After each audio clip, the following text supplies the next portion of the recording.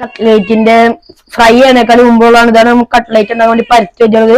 അപ്പൊ നമ്മൾ ബ്രെഡ് ക്രംസിലൊക്കെ മുക്കി വെച്ചേക്കാണ്. അപ്പൊ നമ്മൾ ഇനി ഓയിലോട്ട് എടുത്ത് ഫ്രൈ ചെയ്യാൻ പോവാണ്. അപ്പൊ നമ്മൾ ഉണ്ടാക്കാൻ പോകുന്നത് കട്ട്ലേറ്റ് ആണ്. അപ്പൊ അതിനു വേണ്ടി നമ്മൾ ആദ്യം ഓയിൽ വെച്ചിട്ടുണ്ട്. അപ്പൊ ഇനി അത് ഫ്രൈ ചെയ്യാനുള്ള ഇതാണ് നമ്മൾ കാണിക്കാൻ പോകുന്നത് ഇതില്.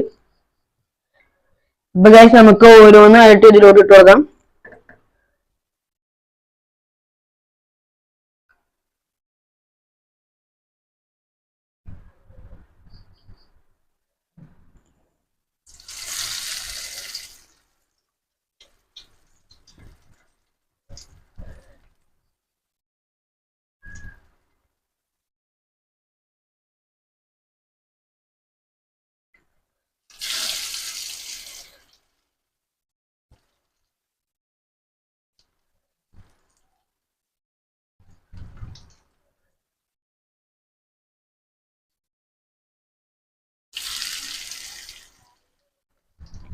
അപ്പൊ ഗൈസ് ഒരു സൈഡ് ആയിട്ടുണ്ട്. അപ്പൊ നമ്മൾ തിരിച്ചിട്ടിട്ടുണ്ട്.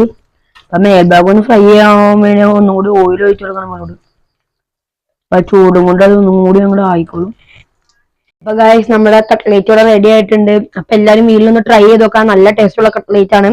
അപ്പൊ നോമ്പൊക്കെ തുറക്കുമ്പോ എല്ലാരും ഒന്ന് ട്രൈ ചെയ്ത് നോക്കാം. നല്ലൊരു കട്ട്ലേറ്റ് ആണ്. അപ്പൊ പുതിയൊരു വീഡിയോ ആയിട്ട് വരാം. ബൈ.